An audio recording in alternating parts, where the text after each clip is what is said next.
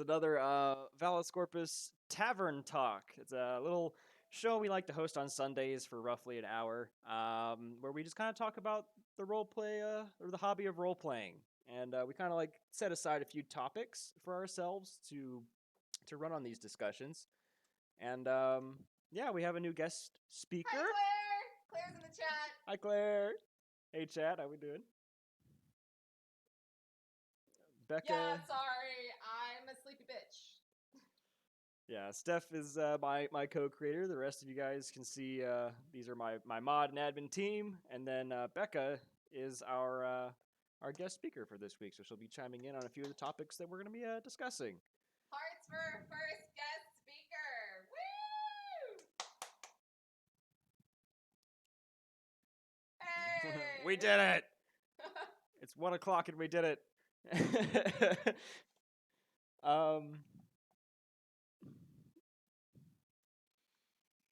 Yeah. All over the place. Did you?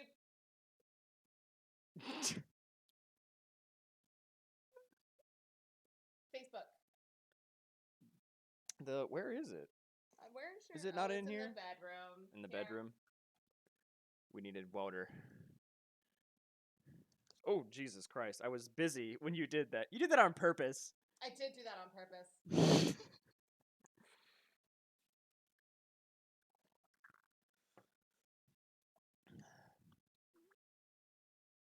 You did it already, you dingus. As of a few minutes ago, really. So, first topic is how do you prep a session? Probably a really big question for all DMs between newbie, intermediate, advanced. It kind of never goes away. Even if you feel like you're confident in your prepping, you still want to know what other people do and stuff like that. So I guess I'd like to save mine for last because I feel like I'm probably the most different out of anyone. So who would like to take this one first? I guess is the question. Who's gonna volunteer?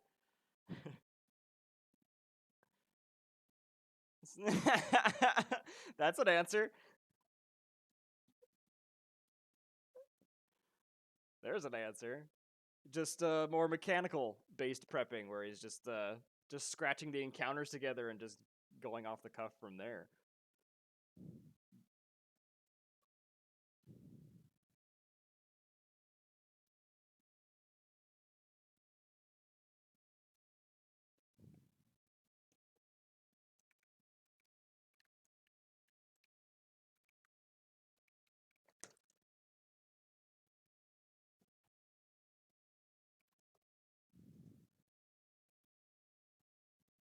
It was a joke.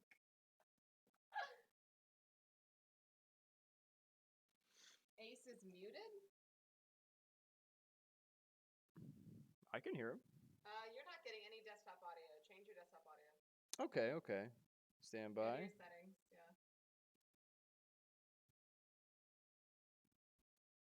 No. Yeah, OBS loves to do this. Yeah, go to properties and do head. Sponsor, Raid Shadow Legends. Well, they caught that. Definitely caught the voice on that one. Today's episode is sponsored by Everybody leaves. Hollow. Yeah, so what? So I just want to talk to you guys for a minute about Raycon. Oh, God. Honey, a Google extension to save you money. The Deck of Many has just released a new fucking batch of cards that are looking super sick. They have new animations. They have new. I'll stop. So Ace was saying he doesn't prep most of the time, right, Ace? When you put it like that, you make it sound like I'm a bad DM. Hey, every DM's different. There's literally times when I'm like, babe, you're doing a session right now. And he's like, what do you mean I'm doing a session right now? And I was like, no, we're going to play. And then Villageville came out of nowhere. And then there was people peeing on each other. So have at it. Hey, we can get demonetized. Hey, it is what it is. Villageville is a story for, I guess, my turn. But everyone missed what Ace was saying. So the session you think you prepped for the most, how did that go? Was I basically had to make the way I know I'm not gonna do my prep. So when I write my stories, I I basically include everything in the document. I have the maps ready. I make the NPCs. I make the monsters, and it's all right there. And I have a link to a separate doc with all the prep stuff for that. However, well, first off, I'm very sad because Google lost all my campaign files. But basically, I just grab those sheets and I go. I am famous for improvising many a session, actually. If you're watching with us right now, put an F in the chat for Ace's campaign folders. But I Yeah. think that's great. I think being able to improvise and be off the cuff is something that's really important for DMs because then you can roll with the punches when your players, unfortunately, go, fuck whatever you did. I want to go on a shopping spree and go make out with a tavern guy. Like, 9 times out of 10, I've done nothing, so they can't hurt my feelings when they do that anyways. Damn. All right, Yeah. so that's Ace's answer. Anakin, what do you do for session prep? So I can definitely relate to Ace's story about the hardest prep. But in general, so I mean, I usually categorize 2 separate preps, especially if I'm running a campaign. There's the campaign prep, where I typically just continue writing the general story for the campaign I have. And whether or not they're following that story accurately as what I predicted. And then there's session prep where I have just a few main ideas for what the party is going through. I get maps, I get images. The most prep that I have done is when my party went to a magic shop to get a contract in which I had to mostly improvise them getting the contract because they're not supposed to get the contract yet. They literally asked for it, and I'm like, okay, you can take it, but you're not really the level you're supposed to be to take it. Oh goodness. I didn't say that explicitly, but I pointed a lot of hints that said, hey, this is going to be hard.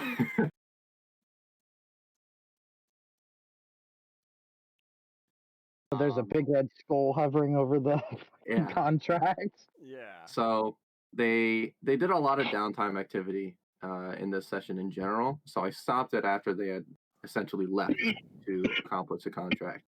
And the next between that session and the next week, where they would actually be at the dungeon, I had to make the map. I had to do everything because this was actually my first dungeon that I handcrafted myself. So Nice. it was quite a venture to go into.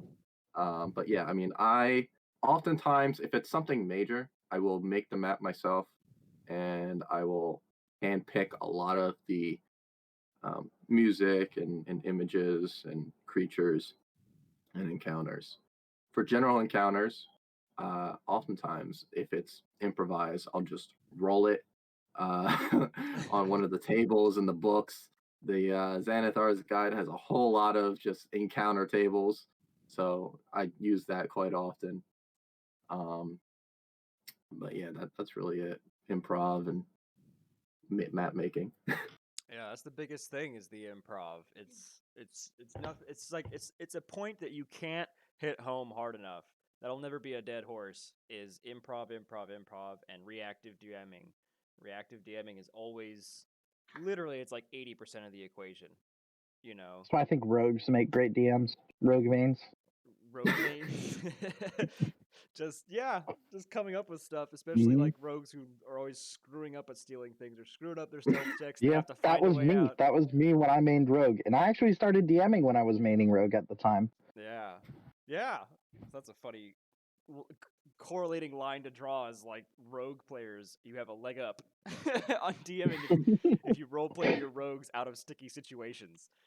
I mentioned this before we started streaming, but I think it was I'd like to call out like a moment of the week was when Oswald got caught and just was like, I'm a traveling merchant, just up in a tree. I've come to sell you my wares. And then they were just like, well, wait a minute. we're bandits. We're gonna rob him. Right? That was a really good interaction. I was like, well, good. You're a merchant. We're bandits. Give us what you got. I loved that. And then like it wasn't like superfluously creative, but he was just like, guards, get them. And I was like, why not? Good enough. They all look too. They all failed the check because his deception is just so obscenely high. He's very convincing actor as a character. So it was fun to like just run that out as if it was canon, you know. So you guys between Max, Mecca, and Steph haven't really made a whole lot of sessions. I know Max is dabbling into it. You're probably learning a lot. Yeah, I think Max go next, and then I have some questions from me and Becca in terms of players. Yeah, Max. If you have anything to chime in, how do you feel like your prep is going? What are you learning about prep since you're just getting started, really?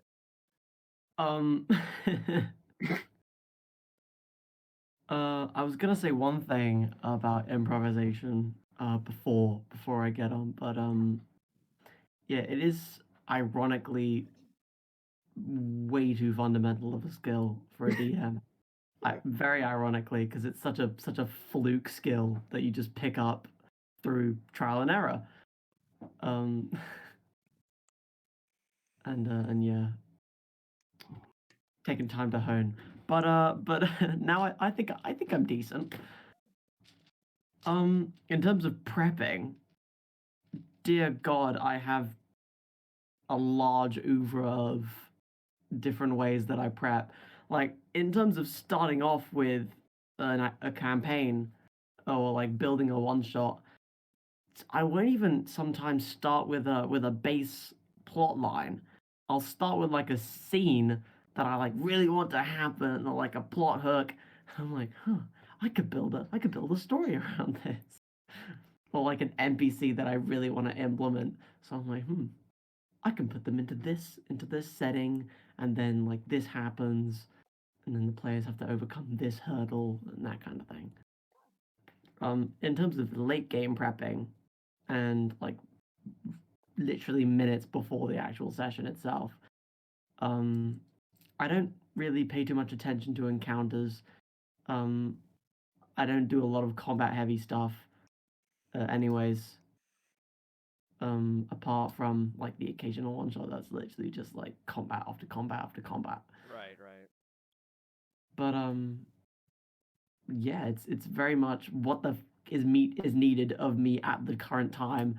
Okay, do that and then worry about everything else later. Like It's very in game, very reactive DM heavy, and like as you, I don't know what word is like as you train that part of your brain, the reactive DMing. I feel like it also plays a part in your prep time in a way. It's so critical that it even affects your prep. It affects everything. It's like an umbrella where like all of the ideas and the arcs and the characters or everything is the umbrella and like the actual rod it stands on is the reactive DMing and it just affects everything. So you'll start thinking like I want this NPC. You're thinking point by point. I want an NPC, I want a plot twist, I want this that. And then your reactive DMing will come in and scrape stuff away as you go because you're like, no, because that's not how players think. That's not how players act, or this might happen. Or like thinking of possibilities where you're like, I have to narrow it down to the base elements. The plot twists and the characters have to be narrowed down to like their base elements to leave room for the reactivity. So like maybe this character has this train of thought or this personality, but I might have to modify that on the fly in case players, I don't know, make the wrong conclusion, go to the wrong direction, stuff like that. So it's like you'll find yourself slowly minimizing your prep down to the base elements, the stuff you really want, down to the meat, trimming the fat. You know, your active mindset will definitely affect that, I feel. You know? Can I just point out that I had no clue at all that you are just starting out as a DM? oh no, I had no idea at all. I've been playing D&D for ages now, but I was just a terrible DM for so long. I had no idea. Now that I have this incredible community to feed off of, I'm getting the spark and I'm learning and I'm getting better. We do have a chat question real quick. Chat question: do you ever do your own artwork for your sessions? I think that's a great question. Something that can be difficult for DMs. Mind you, everybody in the community talk that hasn't seen me before, I'm the girlfriend. Dylan likes to call me the co-creator, but I do a lot of the back end stuff. When he talks about how he builds his session, we'll talk more in depth about what I come into play. But from my knowledge watching him build, that can be something really interesting. And I know, Anakin, you have a player that puts artwork in. Did you want to talk about Cameron and how she does the artwork for your sessions? Yeah, she is wonderful. She is a great artist, and they just are constantly amazing me with their artwork on quite a consistent basis.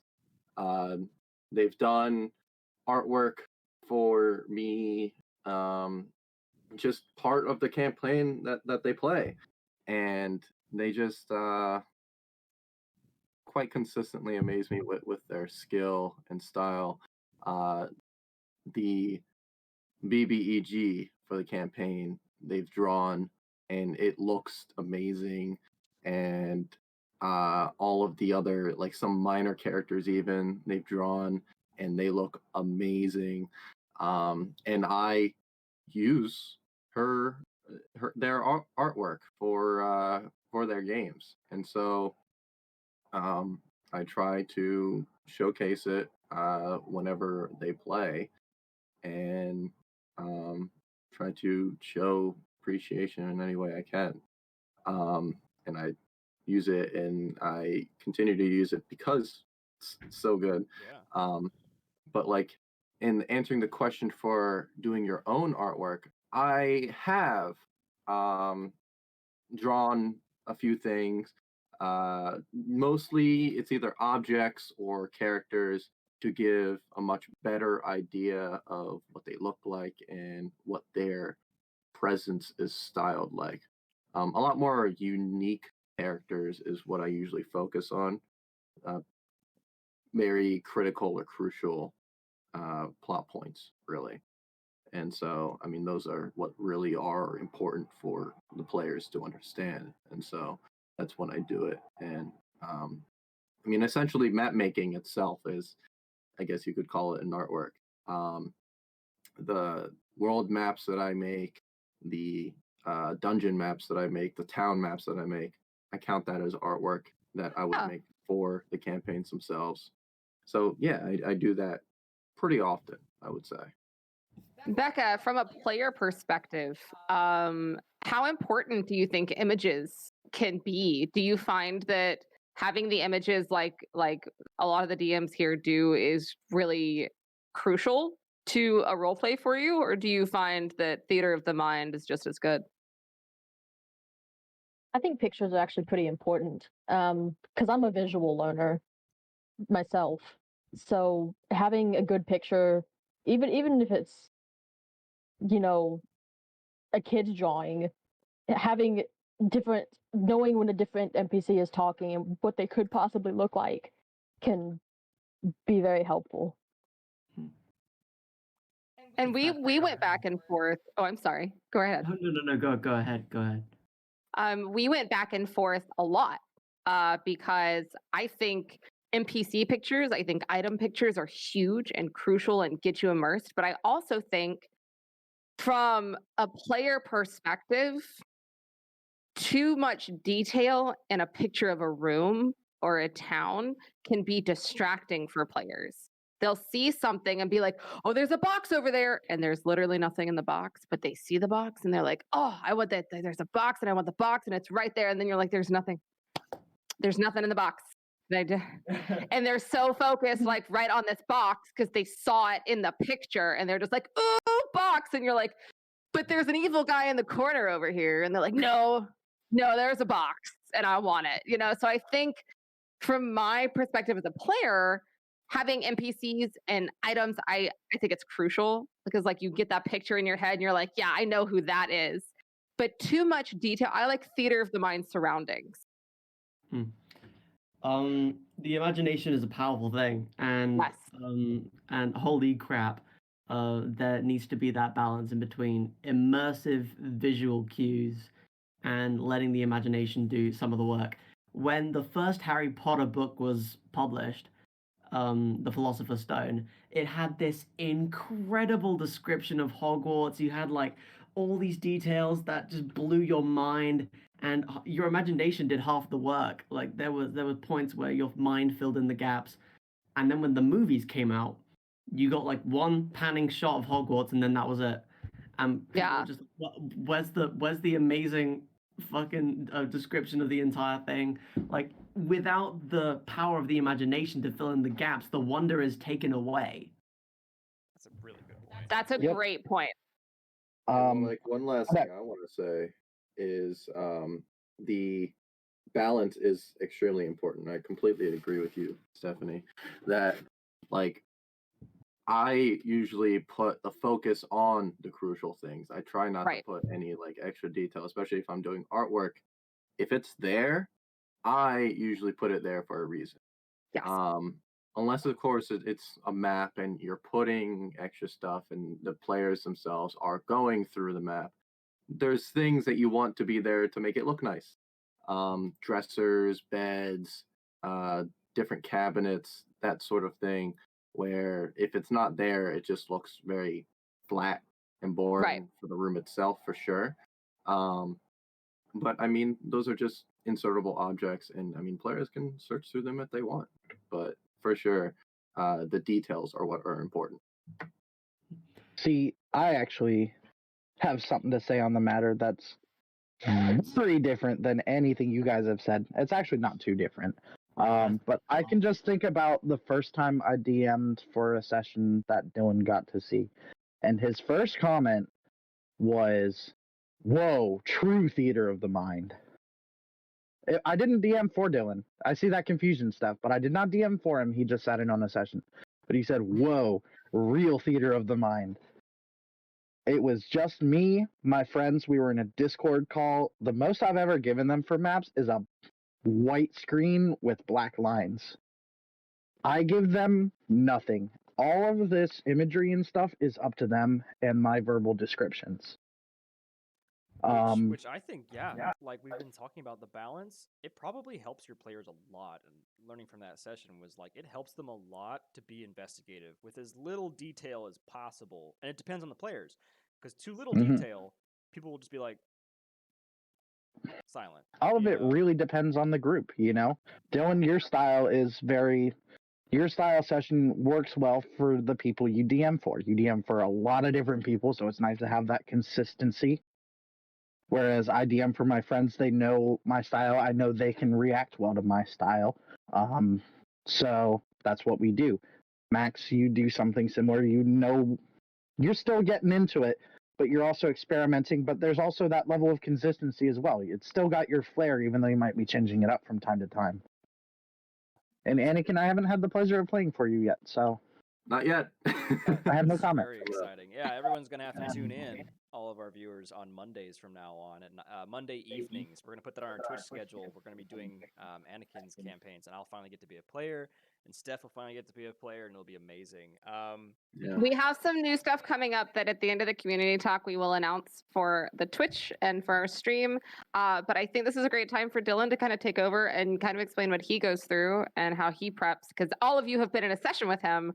So let's find out how he makes it happen. Yeah, that's about where I was with it. I was like, I guess I'll round off the topic, and then we'll probably move on to the next topic. Session prep, because the whole question is, how do you prep? And there's a lot of ways to do it, and obviously, like, I am such a massive advocate for the reactive DMing.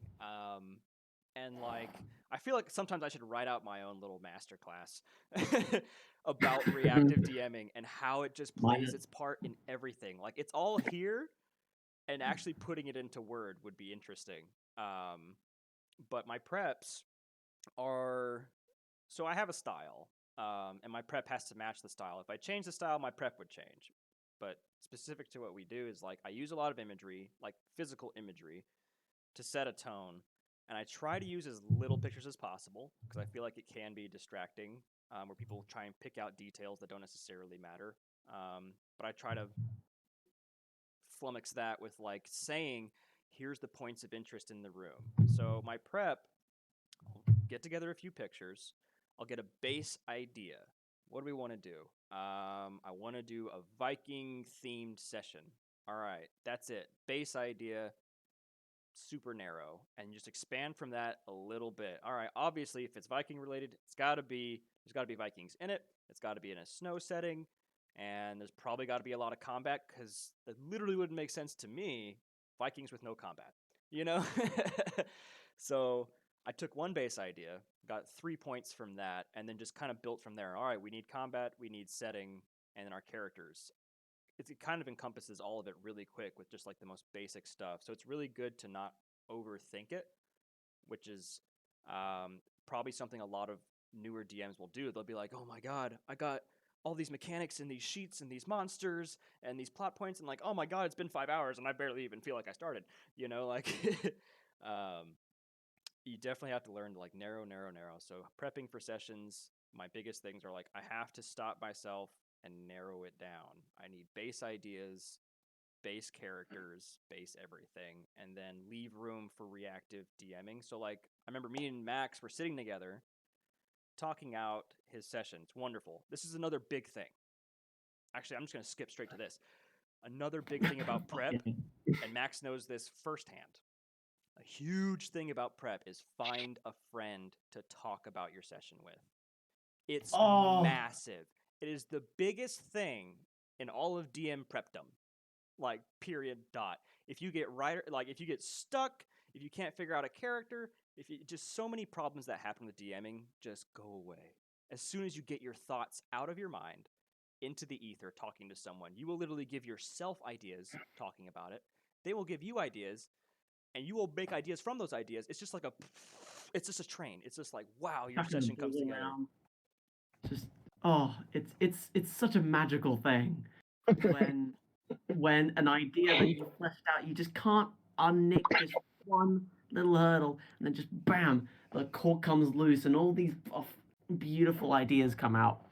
Yes. So my prep is be minimalist, be reactive, and talk to somebody, which is our second point as far as the topics today. Our second point is how do you overcome writer's block? Before we move on, after hearing all of your DMs talk about their prep, as a player, how does that open your eyes to when you're in a session? Like hearing about it, and me and Beck are in a session and we're like super into it. We're like, oh, that was amazing. Hearing about how difficult it can be, like, does that make you appreciate the work that like really goes into DMing more? Yeah. It sounds very, very hard. And it's like being surrounded by successful DMs, it's like you're really good at this because you do this. You're good at this because you do this. And it's like, man, could I do this? Probably not. But you guys I mean, do it I'm really the good. same way. I know that I love being able to give ideas. I couldn't do it. It's so much. The people that can DM and really get into it astound me because I literally sit here and watch him drive himself crazy and think of all these things and come up with these amazing ideas. And I play in a session. I was like, well, you killed yourself, but it was worth it, babe, because damn, like, it was so good. And I want players to be able to see this side of things more because I'm firsthand in it. I mean, I'm literally sitting next to him 99% of the time when he's doing this. And I think sometimes players don't understand how hard it can be, even if you're just doing it off the cuff. Like, it's a natural talent all of you guys have, and it is special and it's phenomenal. And you bring so many people joy from doing what you do. And it is hard, and round of applause literally for you guys because it's awesome. DMs across the all you guys. DMs everywhere. But yeah. Yeah. So our next topic is how do you overcome writer's block? And like I'll just throw out my first suggestion since we basically already named it is talk to somebody. Talk to somebody, anybody. Bounce your ideas off them. And I mean most people all around will be super receptive and they don't even have to be DMs themselves. They can be other players. As long as you get your ideas out there, Talking to somebody will help you overcome so much as a DM. Don't put it all on yourself. Talk to somebody. Every piece of writer's block and story block you get, you'll overcome. Every little plot hole or nuance or all these little mucky things you didn't even see coming. It all just, it's like a, I don't even know. It's like when you're taking the super pill from that movie, what makes you hella smart. It's like, that's what it does. Talking to someone about your session prep. So that's just my biggest thing about overcoming writer's block. Ace, do you have like any tools you use? Honestly, I just keep going. I just keep writing. Writer's block is a tricky thing for me because I get it, but I also just kind of power through it. Like when you when you mess up your leg and your dad just tells you to shove some dirt in it and walk it off. That's what I do because my sessions, aside from the one that you saw, um, they don't just get typed out and then thrown into there. I have been writing for a very long time, and I've learned that the best state that your writing will ever be in is the third time you write it. So I will literally type out an entire adventure. Not necessarily like with campaigns, it's different because it's just so much. But if I'm writing a one shot, I'll write out the entire one shot, then I'll write it out again, and then I'll write it out again.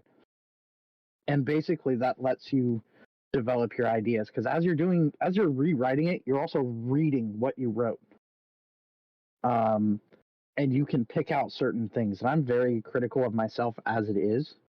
So I just see that I wrote it this way. I don't like that. We're gonna do this instead. And usually the parts where you get writer's block, usually I can cover that up pretty well. I can be like, I don't like this idea. It's a fresh day. Let's just shake the brain tree, see what comes down. And usually something pretty good does come down. But there's a certain amount of serotonin that comes from just finishing something. So I usually push through it, walk it off, and then look at it another day, realize it's bad, and then fix that. No, I love that. It's a very unique take on it, vastly different from like what a Mm-hmm. few other people do. Like if you have a little bit of an analytical mindset, a mechanical mindset, approaching it almost like a school project. Like if you were good in school at writing and you just were okay with like rewriting things or working within your deadline times instead of procrastinating to the end, if that was kind of like your niche in school, I can definitely see how like those people who succeeded in those fields definitely like would benefit from like your method, which is Mm-hmm. awesome. It is not a method for everyone. Yeah, Yeah. it's a very unique method. I love that it's different and it's definitely usable. I guess before we move down the line, Max, did you have something to say? Because we have something from chat. We do, in fact, have a question. To those of you who run both campaigns and one shots, which one is easier to do and prep for, and why? And then, of course, Steph. This That's might, from one of our players, actually, Nefer. yeah. Thank He's you. one of my.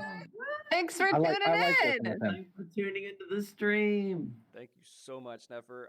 This might be my forte since I've been doing one shots like freaking mad, and a vasty majority of D&D community does campaigns. They're looking for campaigns. All they want is campaigns. So this might be my wheelhouse as far as the question, but you guys are open to respond as well. Prepping for one shots and prepping for campaigns. So both are tough. It never stops being tough. I'll say that right now. But there's such a different school of thought. So your campaigns, I would say, your campaigns have a big open window for being literally 10 times easier or 10 times harder. And you got to be careful when you're teetering the line. One shots kind of stay the same. They stay the same level of hard and easy, and you kind of just like manage it. But like campaigns can be mega hard or mega easy depending on what you do. The reason it's mega hard, for one, is because now you're thinking in campaign mindset. You're thinking 2, 3, 4, 5 sessions ahead. You want story arcs, you want chapters, you want like them to get a certain level at a time. You're starting to go like, it's expanding. I mean, Anakin says our Monday campaign is a 2-year campaign. Like case in point. Case in point. So that's where it gets harder. Is your mind now has the room and the capacity to expand beyond multiple sessions, and like that's where it gets harder. It gets easier on the other end of it. It can get way easier if you don't let your mind go too crazy and you literally just focus on a session by session basis. And the reason it's easier is because you have recurring characters, recurring stories, all of your stuff is still there. All the players play together, so their player ice is broken, like they're all used to each other. Your party's cohesive, and it all makes sense and it just flows. One shots are way harder in that aspect, where it's like every time you start, you have to re-engage your players into a brand new story, make it have a beginning, middle, and end all in one session. So that's why one shots are here, and campaigns can easily go super hard or super easy. That's what I would say. I would personally probably say campaigns are easier. You just feel more inspired. You feel like you've got so much more to work with, whereas one shots can be very Well, and you have more time to tell your story. In a one shot, you have 4 hours. Players start getting tapped out and tired over 4 hours. You know, you get frustrated, and I've done big 10-hour, sessions, and it was great, but at the end of it I'm like, "Oh, like fuck." So you have 4 hours to get whole story in.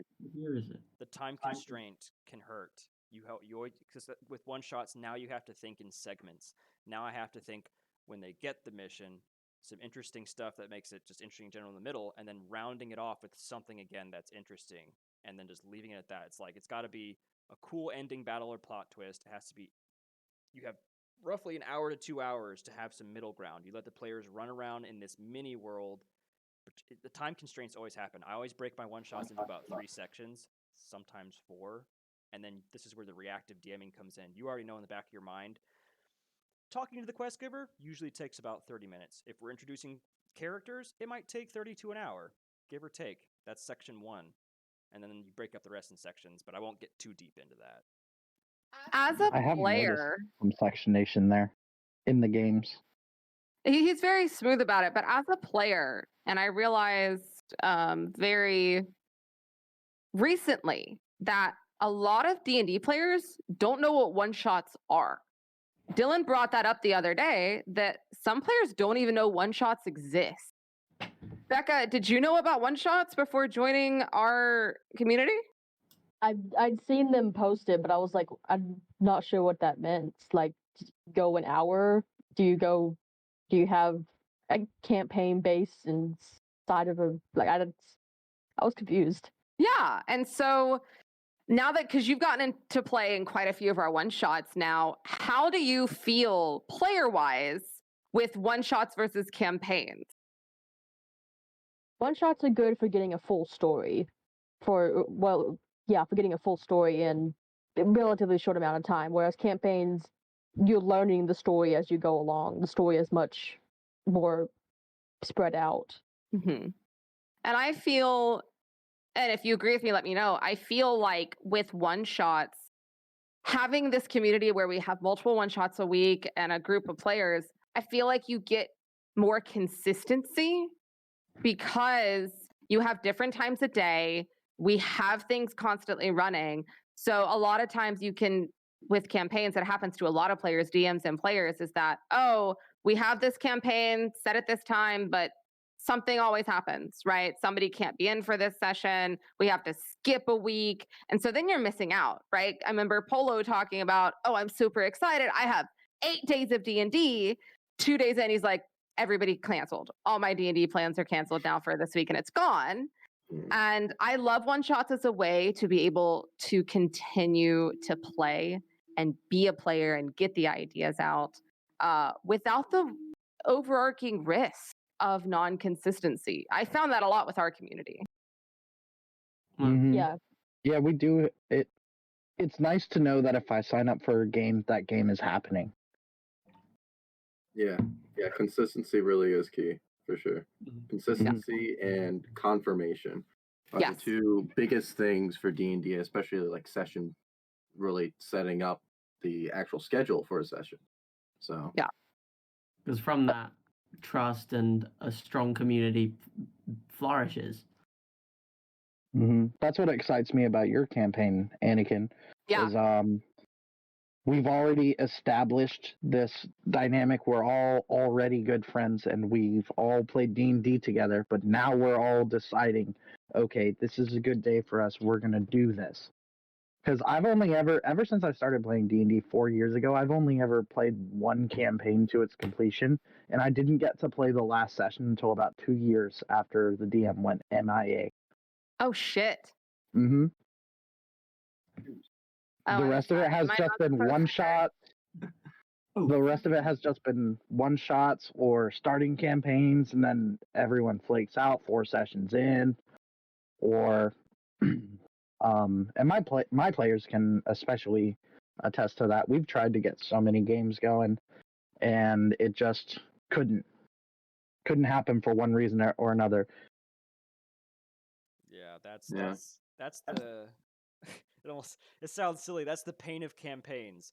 That's the campaign right there. Oh my Is god. it sounds ridiculous. I just had the thought and I had to say it. I was like, that's I'm the making a meme of that later. Dad. I'm making that's a the meme of that later. campaign right there. Is the damn Campaign. consistency. Leave it to the group dad to make a dad joke. You know, it sucks when people cannot show up when you miss sessions, because it literally, if you miss as little as 2 back-to-back sessions, or even miss a session, play a session, miss a session, the whole flow is gone. Yeah. You can't. There's no Gone. denying it. Doesn't matter how good of friends you are. Doesn't matter how good the story was. Everyone's forgotten about it. You know, and it hurts so much. You know, it hurts so much. We've all suffered from it as DMs, where it's like, we've already missed 2 weeks. This campaign's dead in the water. You know, it's like, I don't even know how to describe it. I don't know. It's like you get in trouble at work and now you have to make up for it. You know, it's like it's going to take us several consistent sessions for us to even get back into the flow. It's like we're in trouble and now we have to make up for it. And that's if we can even do that, because we're probably going to miss more sessions if we're already in a group that's missing 2, 3, 4 sessions. Like, And that Which can be so hard for players. I cried like when we had to cancel our Protarian campaign, which we had going for like 8 months. We had put so much time, so much energy, so much creativity and heart. And I literally, like, Dylan's like, babe, I think it's done. I just don't think we can keep it going. And I literally cried. Like, I get it. Everyone knows I'm emotional here, whatever. But like, it was heartbreaking. I had to grieve that, you know? And it's what, all right. Sorry. We had a moment. But, you know, and then you have these one shots where you get a full story, but you're getting to keep your character. That's what I love about how we do it. Getting to keep your character and then get into another one shot and interact with characters you played with a couple weeks ago and then meet new characters. You get to have this character continue to live and continue to grow. And then you are building, we are literally making our own backstories as we play. And I love it. I've got ideas for next week already. So I'm going to stop talking because I'm going to go into a different tangent. We do have a new topic. So our final topic of the day. Let's go take a peek real quick. I had it in our chat. Oh yeah, kind of a big one. Kind of a big one. Is God real? Ooh. Our final topic is different combat styles. Like the different combat styles you may know of, or even have a preference for. If you guys have your homebrew rules, whatever it is you do, what do you guys prefer as far as combat styles? I feel like Ace, you had put something up in your review about combat styles. I'd love to hear your ideas first because I read that this morning. What did I say about combat? You were saying something along the lines of the combat. It was in your critique, I believe. In my critique. Sorry.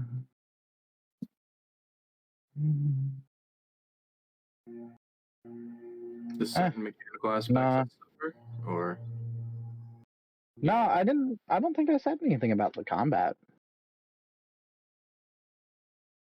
I mean, I certainly have things to say about combat, but I don't think I said anything in have that a review. big idea about it because we've had conversations. Let me just check real quick. Big idea. yeah, I mean, From the Oh. Oh, I was just saying. What? Yeah, I think he just meant it as in character rather than combat when he said. Yeah, no, I didn't Totally I took didn't it think in I brought up combat. I mean, Mhm. you can take it if you have a particular combat style you think works really good in 5th edition, or just have a preference for, because nothing is perfect. Well, I'd like to start with, hi, my name is Ace, and I was a min-maxer. Hi, Ace. Nice. MA. I do Redacted not, Anonymous. right, and that'll tie in, but I do not think traditional 5e combat is an efficient combat style. I think it certainly does what it sets out to do, and it sets out to break things down and make things as specific as possible so that you know what's going on at any given time, and it makes it fair. But it also takes, and pardon my French, for fucking ever. And that's really what bred me and a lot of people to min-maxing, is we want to have these character moments, but combat just takes so freaking long that we just want to make these characters that one-shot shit so we can get back to the good part. That's why when I played my first ever game with Dylan, and he was experimenting with that zone-based combat, no initiative system, and we went through like 4 or 5 combats in 4 hours, and I was like, "There's no way this would happen in 5e." Yeah, that first Viking session was nuts because I kind of talked to everyone after the session where I was like, if you guys look back now, we literally went through 4 straight combats, and they weren't even standard combats. There was reinforcements coming. There was like more and more added to it. There was special bosses. Like, we just went through all of that and killed this thing in a one shot. So yeah, time constraint. It's certainly, I think it needs to be amended, but not necessarily to the degree that the zone-based combat brought it. I think zone-based combat took away a certain amount of realism as far as, because you couldn't use your bonus actions or your reactions. And that's what a lot of classes are based off of. That's why I like the system that we're doing now, which I don't think you've ever really talked about on a stream, Dylan. Yeah, let's explain what we're doing now. Okay. Yeah, this is actually a really good opportunity because we have some changes in the works. So it's an opportunity to describe the system we do run for everyone who's a part of this, / what we're going to do. So we run no initiative system, all simultaneous combat. Combat is chaos. The enemies will always hit back. It doesn't even matter if you kill them. However, ranged combat and spells always take priority. So, say, for example, you're a melee guy running up to someone to hit them, you're going to get shot on the way. So, if you get dropped in transit, that happens, And then all ranged attacks fall to melee speed once you're engaged in melee.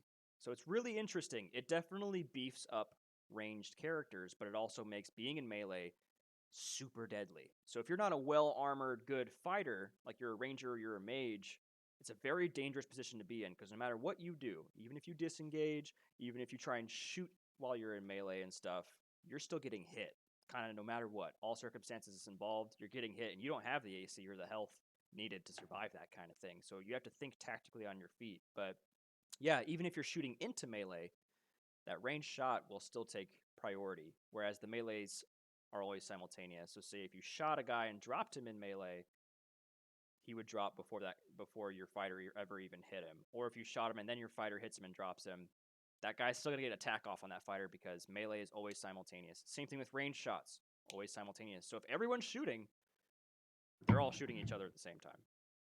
So even if you focus fire on one guy and he drops, everyone's getting hit. So it's a really interesting system. It's really streamlined because there's no turns. Everyone's just like, go, go, go. Everyone just declares, I want to do this, roll for it, go. Next person, I want to do this, roll for it, go. Go, go, go, go, go, go, go. And we do streamline combat very well. And I think with our new it's simultaneous combat, but we have some caveats in there that can kind of win you the initiative. With that mixed in there, I think we're gonna overcome a lot of issues and arguments as far as well, I already hit him, and what it's happening at the same time, but it's not. It doesn't make sense. I think we're gonna break down a lot of that. The other DMs here, have you tried running different combat styles, or have you pretty much just stayed to the D&D 5e? Anakin, I see you thinking about it. You want to start off? Yeah, I'm thinking about it. I'm trying to think. I don't think I've actually run other combat styles. I've mostly kept to traditional D&D, 5e at least, for the initiative system and everything. I mean, there's different scenarios where you do group initiative. I think with the most recent combat encounter I ran, it was a little bit different. Um, but it still goes at a decent pace.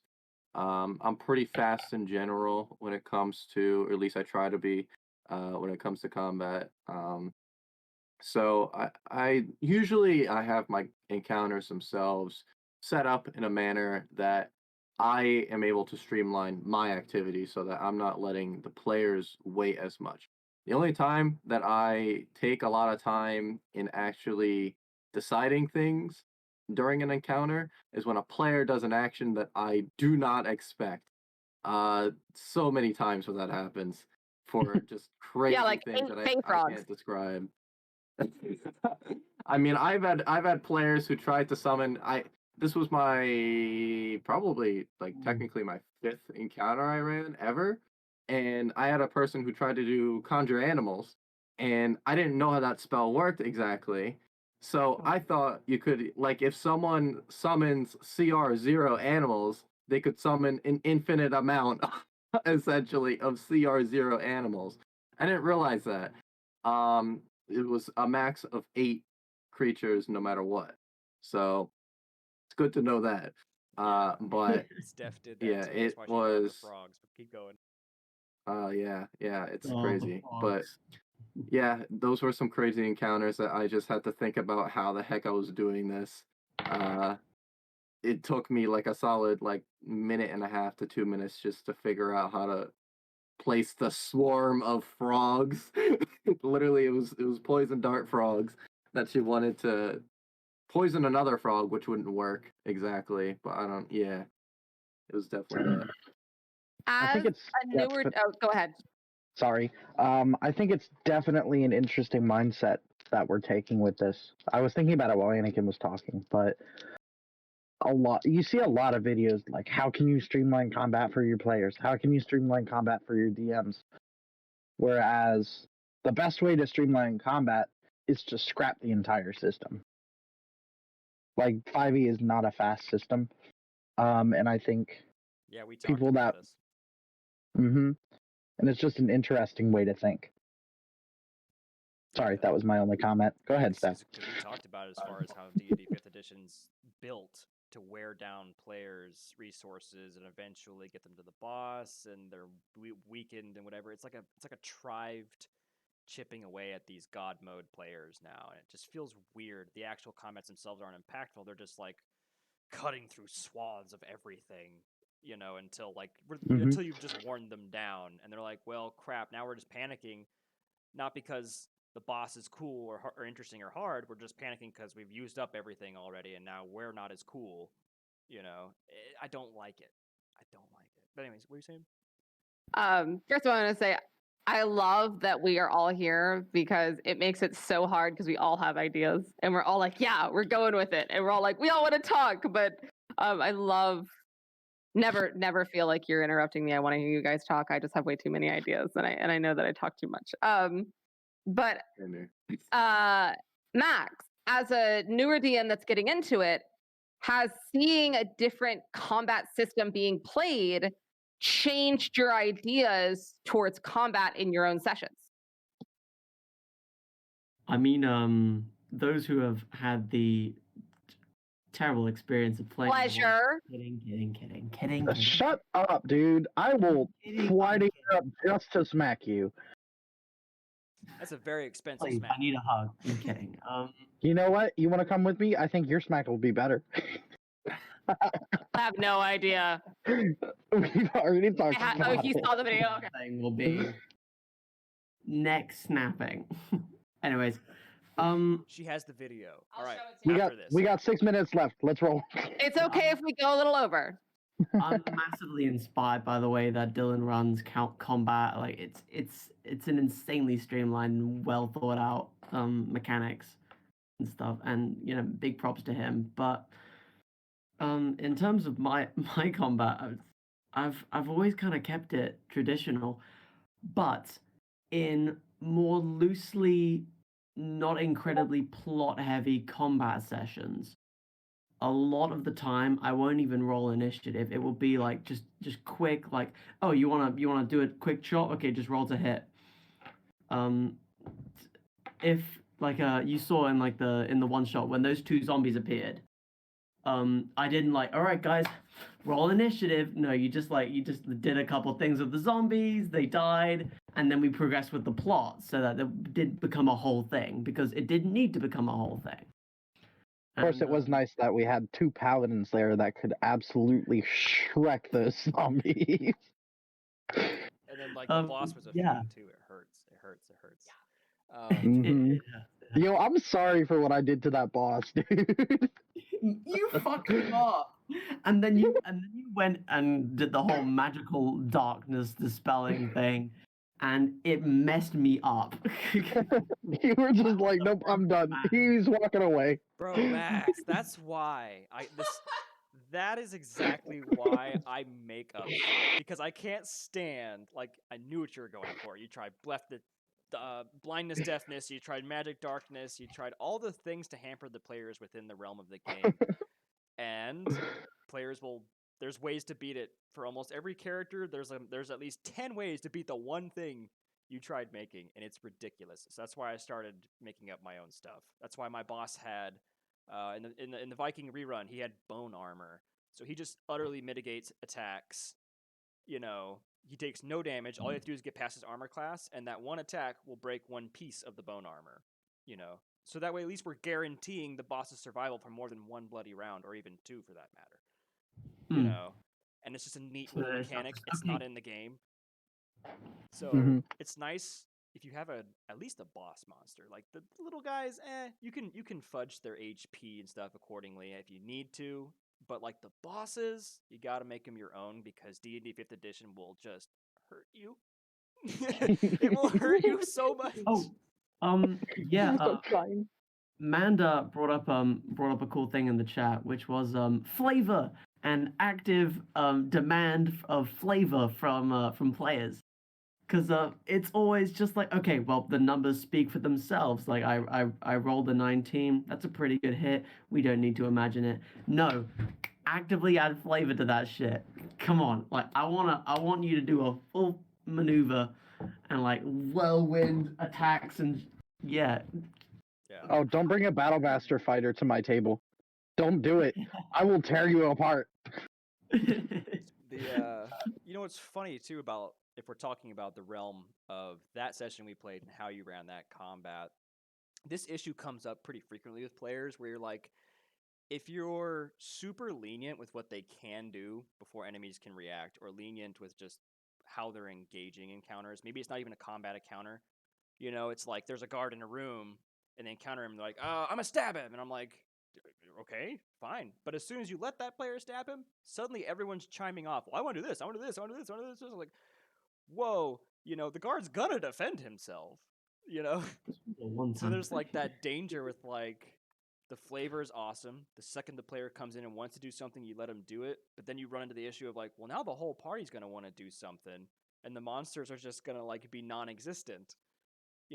And every once in a while that'll bug you as a DM, where you're just like, well, shoot, I want them to have a fighting chance too. They're not just target dummies. They're people.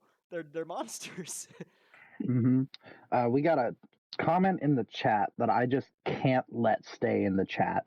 Another great comment from Nefer. And I'm just going to read it word for word because it's so good. Is the streamlined combat is super cool. The only thing that I sort of wish there was more avenue was bad grammar. I wish there was more avenue for RPing how your character makes an action, where Dylan would announce how a PC's action plays out. But the opportunities for that out of combat can make up for it. 5e combat does take a while, but it does give the individuals the opportunity to shine / roleplay in combat rather than out of it. And I think that's a great point. I think the 5e system in itself creates combat as an avenue to shine the spotlight on a player, whether they like it or not. Yeah, it definitely focuses on the individuals in the combat scenario much more. Like, I mean, I love Dylan's style for the combat, but something that I can definitely see is everything being meshed together action wise, and it's nothing specific may really stand out unless it's like a super major move against a boss or something. And like the one thing, as Ace and Nefer pointed out, that D&D shines with is the initiative system shines. It makes every individual thing have its own turn and have its own set of actions it can do, like in those time frames, so that you can do multiple actions, multiple just things to interact with in that turn. And so it can allow for much more um, individualized turns in general. Yeah, like a lot of personal flavoring, you know. Yeah. I kind of like that my system lacks it. I like that that is a bad thing about my system, to be honest, because I'm in 100% agreement. I can see the issue, and I kind of like that it's there for my personal style. So every system has its own flaws, and we choose the systems according to preference. Like we can see the shining reasons why we can overlook the certain flaws. I like that one because how Anakin put it, where it's like, unless you're using a major move or getting a killing blow, there's not a lot of opportunity to describe things. And I feel like that gives it more impact. You know, again, it gets away from like the my alma mater is just like getting away from the sheet or getting into character. So big in character moments for me are big moments in the role play, you know. And I like and yeah, it streamlines all the regular stuff. We're just doing regular hits. We're chopping away at minions. We're chopping like it's carrots. And, you know, um, yeah, the big moments. But I mean, I guess it's a bit of both because players still take the opportunity to describe what they do. Nefer, for example, great example. He loves to describe what his character does, and I love hearing it. The sunflower seeds, the this, that, and the third. Max has done it with like his special gauntlet where he has like spirits that do things. So the opportunity's definitely there, and I don't think I've shut anyone down on that. But I can definitely see how naturally, yeah, it's kind of like it's all mushed together, so there's not a lot of opportunity to like do cool things with it. You know. Well, I also say too that I think a new system can be scary for a lot of new people, and they can feel a little worrisome to try things because they don't know the system, right? So they're like, oh, so I guess I just say I'm going to shoot my bow and that's the end of it. Whereas one of the most amazing moments that I was able to be a part of was in the fairy steps where Polo did this big move and Rasha was like, fuck that, I'm going in too. I'm grabbing onto him and doing my spell. Like, and one thing that I love about D&D is we will never shut down role play. Max. If that's what the fuck you would do, just say it. And I have never once heard Dylan be like, no, you can't do that. He was like, absolutely, you're going to be blown backwards and it's probably going to suck for you, but fuck it, go do it. You know, so really cool. I'm doing it. exactly. And something that Nefer does very just fluently with his character is explain what's coming off of him. You know, I love the character that's like, I enter the story and my cloak, you know, flings back every time he enters the doorway. That's what he does, right? That's his character. And I think a lot of players can be a little turned off by the new session and get a little nervous. But in the same vein, I have been able to do more really cool things in turn-based initiatives combat because I have the time to think about it too, you know? It may be a slow system, but holy crap, does it give more avenue for fun, awesome moments. Yeah. Mm-hmm. And time to think too. And I think that's, you know, it gives you more time to think, but that's the whole point of our system is you don't have time to think in combat. We do veer more towards realism. You don't have time to think. This is what's happening and you're going to get attacked if you don't think about it. But something that I really liked, back to comments, and something I want to veer towards Becca. So Mia, hi Mia, we love you. Mia said, I thought I loved combat when I first started last year, but that was because that was the only game I had ever played. And I do love combat, but after playing with you guys and having an actual storyline, I really enjoy minimal combat. And she also said, I like Max fighting. It was fun. And I love how he added a flavor to our attacks when they hit. So cheers to Max. But Becca, being a player and experiencing new combat, how has it changed your view on combat in D&D? I mean, I've only been playing for a couple months, so the new system wasn't as hard to integrate for me as it might be for some other people, just because I was new to everything. But it's definitely, I feel like it's made it slightly easier to role play in um flavor effects, because I know, like, Sarah's a barbarian, so I'm able to, like, I take my hammer and I Hulk smash this dude's head, or at least I try to. And then miss. and then miss. And then I get angry because I'm a barbarian. But And that gives her an advantage, right, Dylan? Yeah. Yeah, how do you feel Pretty about it, easier. I guess? Pros and cons. What are your experiences, I guess, with our no initiative, regular initiative D&D wise?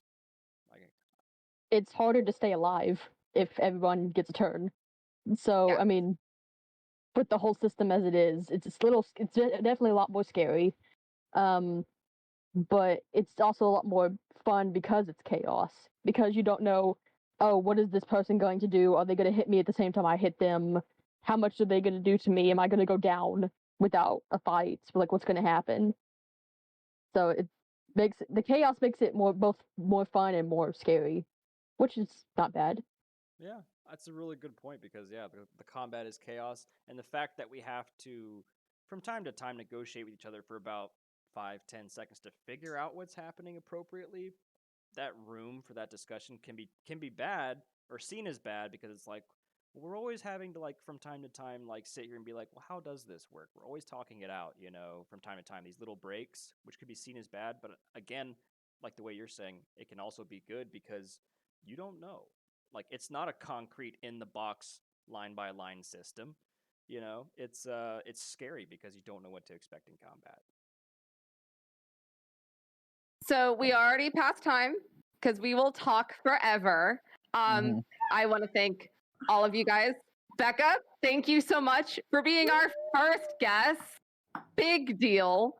I might try to talk to the group about making these longer. I feel like we all have a ton of things to say, and an hour just doesn't feel like long enough to me. Yeah, and the more involved we get the chat in the community, the more there is to talk about. Yeah, and I Follow love us. chat. Follow us, please. Well, you're gonna need to follow us because there's some new things coming. Starting Mondays, we are going to be doing a moderator-based campaign. Anakin says it's 2 years. So Mondays at 7 p.m. Eastern, right, guys? That's what we decided on. Random session time every Monday. We will be doing a new campaign. Dylan is not DMing. We're going to have Anakin taking over the reins for that, and we're really excited about that. So make sure we turn in for that. Wednesdays, we might be doing some cool things on Wednesdays, so keep a look on that, especially our Discord. Wednesdays are going to be a big community day. We've decided we're going to put some stuff in there. And Dylan and I are going to be co-op streaming some games on Saturday. We're doing Resident Evil Village, and I got a whole vampire butt in my face last night. So it's really fun, really exciting. We've got some big things coming. We're going to be highlighting some of our players and highlighting some DMs. So keep an eye out. Thank you guys so much. And next week, the ladies are taking over. So we're saying bye to the boys, and the ladies of Valor Scorpus are coming through for a discussion. So get ready for that, and have a good rest of your weekend. Well, Alright. did you want to announce that thing that we were talking about? Which thing, my friend? About the one shots this week? You know the thing. The one shots. The event? Oh, right. I'm not aware of it. Oh, So, I shit. guess to all of our Valascorpin mercenaries that are members right now and playing right now, this next week and the 3 weeks following, we will now be running higher level one shots. So everyone get ready to make new characters, we're going to be doing at least level 5 one-shots. And going from then on. We're going to do it for at least like 3 weeks, see how it goes, and we're going to have a lot of fun with it. What the fuck? Yes! And Valor members, the shop's coming this week, and we do have a mysterious traveling merchant coming around at some point. So keep your notifications on the Discord because he will only be around for 3 hours. It will be changing every week, so just keep an eye on it because there's some cool items that are going to be in there. So get ready, you guys. We got big things coming. All right, everyone. Goodbye. Bye. Bye.